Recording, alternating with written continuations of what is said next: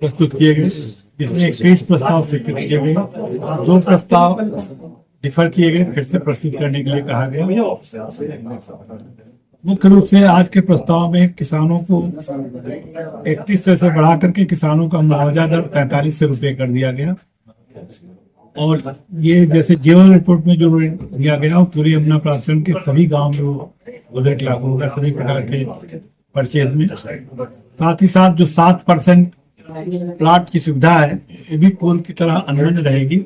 जो 7% प्लाट लेगा वो 38 से 8 रुपये प्लस 7% प्लाट लेगा। जो प्लाट नहीं लेना चाहेगा सीधे सीधे 4300 लेगा। तो ये पहला निर्णय है।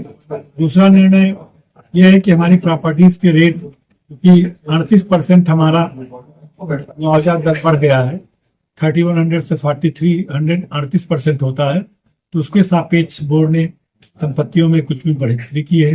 रेजिडेंशियल में लगभग 25% के आसपास बढ़ोतरी है।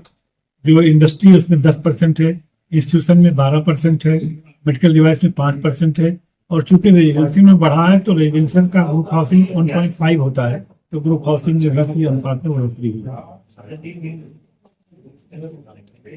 इसके अलावा हमारे यहाँ एक बड़ा प्रस्ताव आज गया था कि ESI से एक मेडिकल यूनिवर्सिटी और कैंसर एडवांस सेंटर बनाएगा देश में पहला। तो ESI को जमीन देने का निर्णय किया है और SPV बना करके हम लोग उसको बनाएंगे।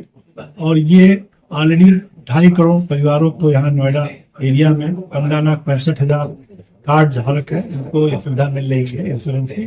तो चूंकि हम नया एरिया बता रहे हैं, इसमें हमारा प्रोजेक्शन है 7.5 लाख ले रखा, तो उनके लिए सुविधा बनने से ये बहुत बड़ा माइलस्टोन होगा, उनको कहीं हारना नहीं पड़ेगा। और इसके अलावा CISF वो एकोमोडेशन, मैरिड कपल का एकोमोडेशन अभी तक यापन नहीं कर पाई है, तो हमने आगे बढ़कर के उसमें मैरिड कपल को मकान देने का निर्णय लिया है। सेक्टर 22 में एक प्लाट है 13,000 मीटर का, उनकी जो डिमांड है 477 मैरिड कपल की, वो हम डेवलप करके दे देंगे।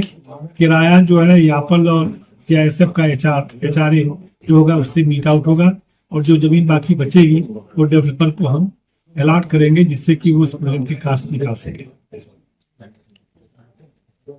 ये कुछ गौशाला एक धरती में बना रहे हैं। एयरपोर्ट में जो वाइल्ड एनिमल है उनको लाने, उनका उपचार करने के लिए 7,000 मीटर जमीन इसी गौशाला में अलग से एक टेम्परेरी बना रहे हैं। बाकी एक ऑलरेडी बनना है, वन विभाग को हमने जमीन दी है, वो हम ही से बनवाने का प्रस्ताव दिए हैं। उसमें मैं तो अप्रूवल अभी आना है, इसमें चूंकि समय लग रहा है तो फिलहाल हम इसको तत्काल कर देंगे। जैसे एयरपोर्ट ऑपरेशन के समय एक रेस्क्यू सेंटर की व्यवस्था 7,000 मीटर में हो जाए। ये हमारे आज के मुख्य प्रस्ताव थे जो सभी बोर्ड ने स्वीकृत कर दिए। मैंने विस्तार से भी आप लोगों को बताया।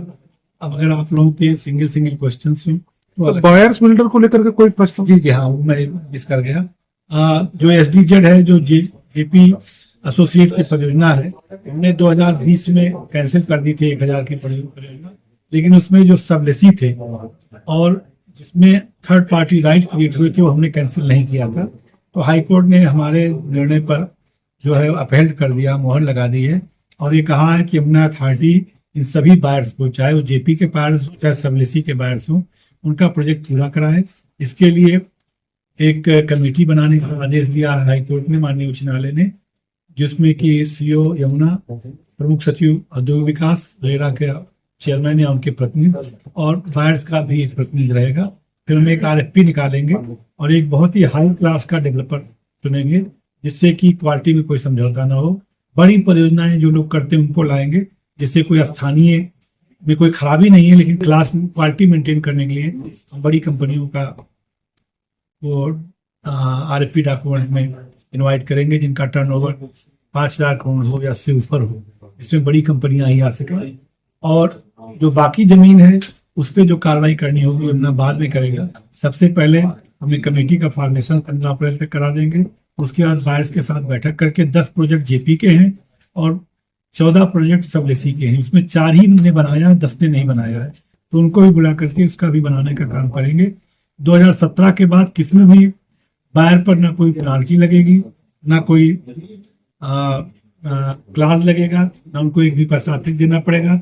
और जिन टर्म कंडीशन पर JP ने या सबलेसी ने जो भी डेवलपर अलॉट किया है वही टर्म कंडीशन हमारे ऊपर भी रहेगी। हम उसमें ना कोई वृद्धि करेंगे, ना कोई एक्स्ट्रा पैसा लेंगे और ना ही बायर्स को तकलीफ होने देंगे। ये परियोजना इस बात को सुनिश्चित करेगी कि उत्तर प्रदेश में जो है माननीय मुख्यमंत्री जी के निर्देशन में हम लोग कुछ भी सीमा तक जाने को तैयार हैं, भले उसमें सरकार का कितना भी पैसा लगे, लेकिन सरकार का विश्वास कायम होना चाहिए। इस बार बजट कितने का रहा है, कुल कितने प्रस्ताव पास हुए?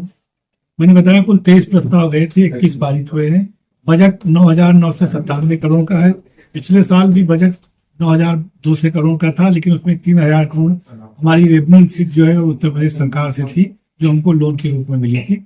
इस बार हमारा वो 3,000 करोड़ प्लस है, हमारा प्रस्ताव में वृद्धि है। पिछले साल हमारी इनकम 16 से 34 करोड़ हुई थी प्रॉपर्टी से, टोटल इनकम हुई थी 2,081 करोड़। इस बार हमारी इनकम हुई है 5,020 करोड़ और प्रॉपर्टी से हमारी इनकम हुई है 34 करोड़। प्रॉपर्टी में इनकम भी दूनी है, टोटल 2.5 गुना हमारी income. Thank you so much.